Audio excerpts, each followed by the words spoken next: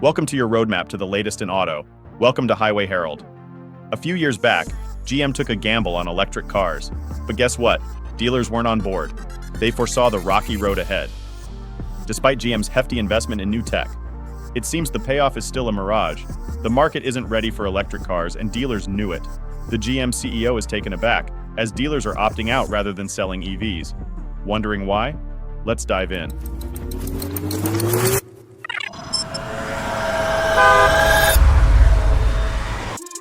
Reason number 6, the high cost of entry. One of the main reasons GM dealers are resisting the shift to EVs is the hefty investment required to even qualify to sell these futuristic vehicles. We're not talking a few $1,000s here, we're talking hundreds of thousands. For instance, Buick dealers were asked to shell out a whopping $400,000 for a new program, covering aspects like charging infrastructure, staff training, and education. With the EV market hitting a speed bump, resistance from dealers was inevitable. No one's keen on selling EVs these days, least of all Buick dealers. Buick isn't exactly the most popular kid on the GM block, so such massive investments seem nonsensical. It's even more perplexing when you consider that Buick doesn't currently have any EVs in its lineup. Yet the brand aspires to go fully electric by the end of the decade. GM stood its ground, insisting on the new strategy. Dealers were given a choice: invest or opt for a buyout. And guess what? Nearly half of the Buick dealers chose the buyout. At the start of 2023, there were close to 2,000 Buick dealers nationwide. Today, that number has halved. As for other GM brands, the company hasn't yet issued such an ultimatum. Given this experience, we suspect the top brass will tread more carefully, especially when it comes to flagship brands like Chevy and Cadillac.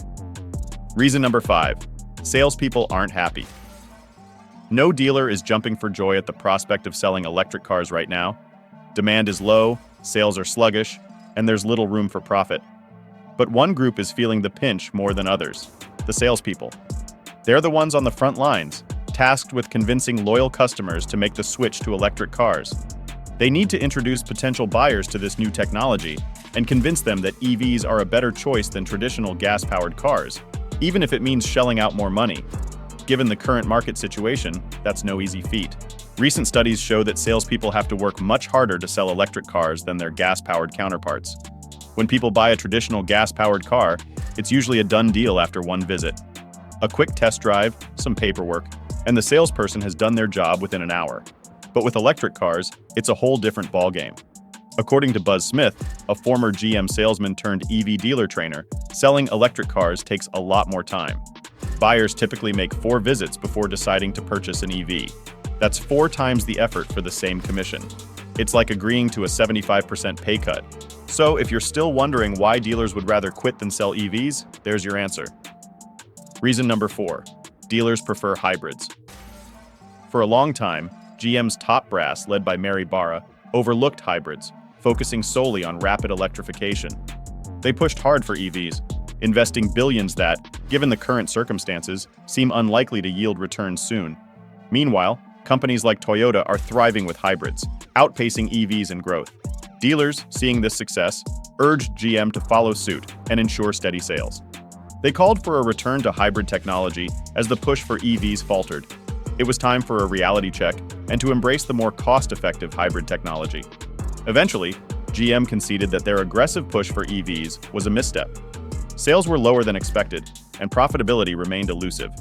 As a result, key model production was postponed to late 2025, and the new electric drive units production won't start until year-end. Now, GM is playing catch-up in hybrid technology, looking to innovate with mild hybrids, self-charging hybrids, or plug-in hybrids in the face of fierce competition. Before we delve deeper, we'd appreciate it if you could subscribe to Highway Herald. Your support fuels our passion to create more content like this. Now let's explore reason number 3, the missing service revenue.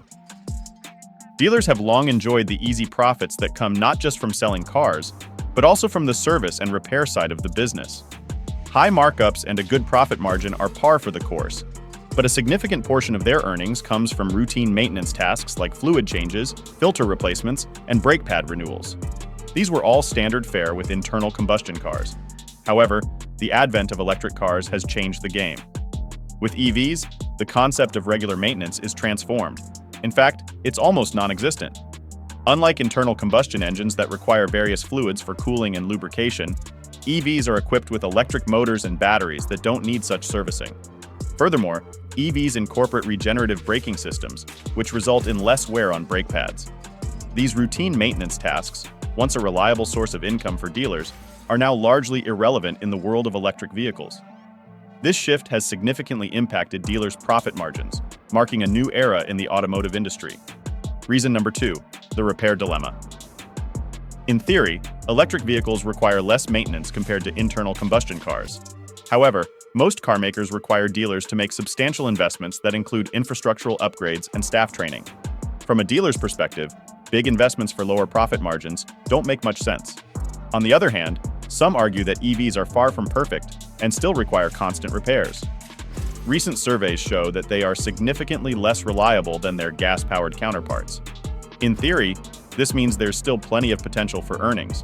The problem is that these repairs are no longer easy money.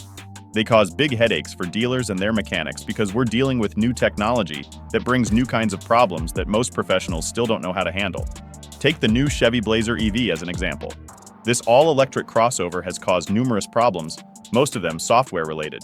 Dealers didn't know how to handle these issues, and even the company didn't know how to solve these problems. Cases of broken EVs sitting at dealer lots, waiting for feedback directly from the factory, became a common sight. In many cases, dealers still don't know what to do with broken EVs, and they are the ones who have to deal with unhappy customers. Reason number 1, the slow demand. Dealers, the pulse of the car market, are acutely aware that rapid electrification is a distant dream. They're reluctant to play this game, imposed by the government and automakers. GM dealers are no exception. With the current market dynamics, they're not exactly eager to sell new, high-priced EVs based on the Ultium battery technology.